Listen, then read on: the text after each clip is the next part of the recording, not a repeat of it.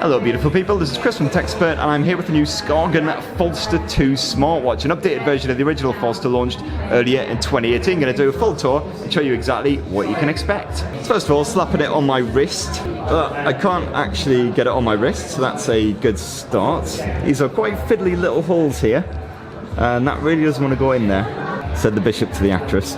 Right, so first off, good first impressions. It's nice and light on the wrist. As you can see, not too chunky there either, compared with a lot of modern smartwatches. Definitely nice and light, about the same sort of weight as your typical Fitbit fitness tracker, so you'll barely even notice it when it's on there. And of course, this is a nice silicone strap, but you can pick it up in a number of different straps. You can get it with a nice metallic finish for your sexy nights out on the town. And as you can see here, you can actually pull them off as well. It's your standard strap, so there you go, off they come. Nice and easy. Slip a new one on for Saturday night or for when you're about to pound the pavement, whatever you're doing. Job done. It's also fully water resistant now, so you can use it to track your swimming and all sorts as well. And as you can see, you got a bit of heart rate monitor action on the back there, so you can use it to track your heart rate as you are doing your thing. As you can see there, the Skagen Falster 2 uses a good bit of Google Wear OS, as you might expect.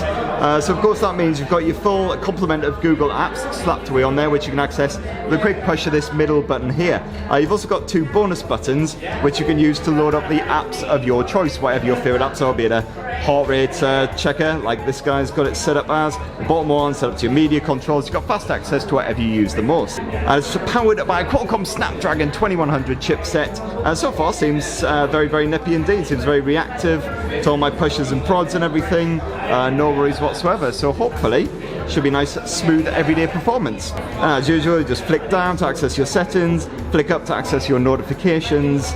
Job done.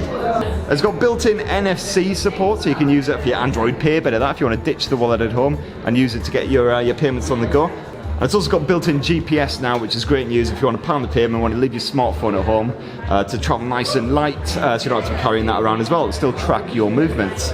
And that in a nutshell is the Skagen Falster 2. It should be available for $275 US. We haven't got a UK pricing or availability just yet.